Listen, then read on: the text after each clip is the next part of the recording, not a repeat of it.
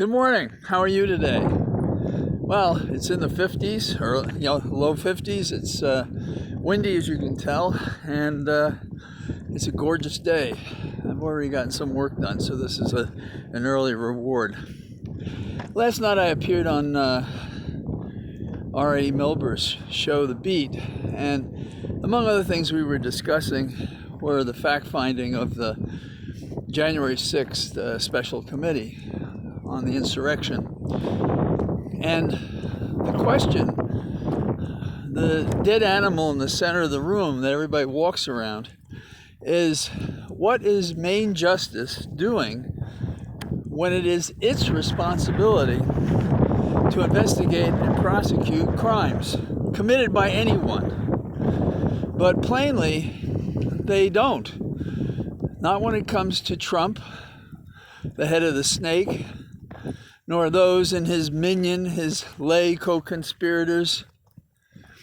And we can't say we're wanting for evidence, as some say, because it's right out there in front of us. Tape recordings in Georgia, letters, speeches, video, and then recent conduct as well.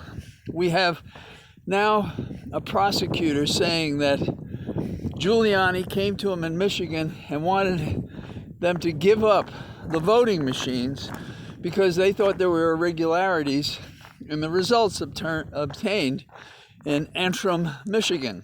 Well, the prosecutor, a local prosecutor, said he didn't have the power to do it and he wasn't going to do it and didn't do it. But this was apparently part of an executive order, draft executive order that may not have been entered but was acted upon to get the voting machines so that they could fight and challenge, unsuccessfully as it turned out, the election.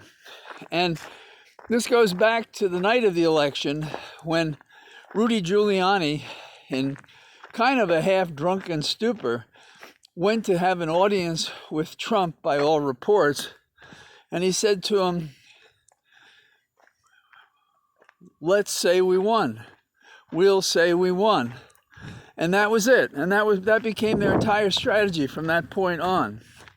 Now we also hear that Trump has been destroying documents, ripping them up and throwing them away. And there are people who say, "Oh, Maine Justice Garland, he's on this. He must be doing something about it. He has to be." But I know from experience, as do other prosecutors, that if anything was really happening, there would be public fights and discussions in this sense, fighting a subpoena. We've seen how that's happened with the Hill. It would happen otherwise. Problems with grand jurors, evidence, things like that. Also, we have these other cases hanging around that nobody's done anything with, and the statute of limitations is about to run on them, both about the former National Security Advisor Flynn. And then also, if you remember, there were 10 obstruction charges that one could have prosecuted against Trump, and we're about to run into the statute of limitations, barring any prosecution of those events. So we're in a very tough position when people say, "Oh, trust the Department of Justice." You can trust them to be just us and to be doing nothing for us. That's the real problem with these guys. Now, there's more, and it seems to be always the case.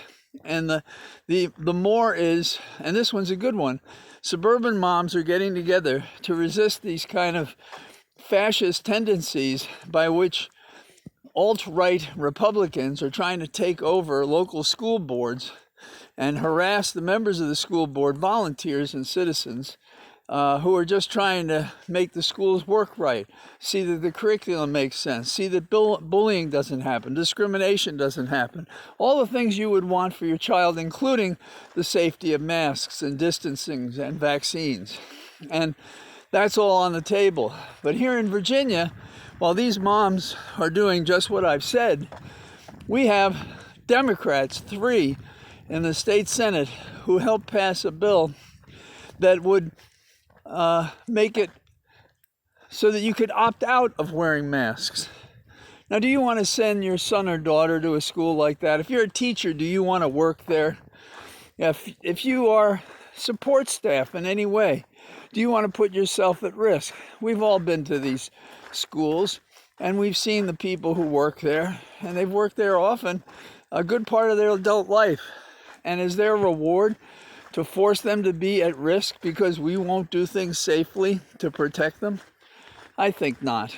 And there's an editorial in the Post today about teachers quitting for exactly this reason. You can't secure my safety. Years ago, I had a pilot I represented out of Alaska, and the employer wanted to order him to fly into an area where there were combatants. And that was not part of his agreement, and that was not part of his original flight plan. But they still insisted that he had to do that, and he resigned rather than risk his life and his plane. And in Alaska, they upheld the corporate side of that argument. Pretty amazing, don't you think? And we had a pretty heated argument about it. And so what is common to these things?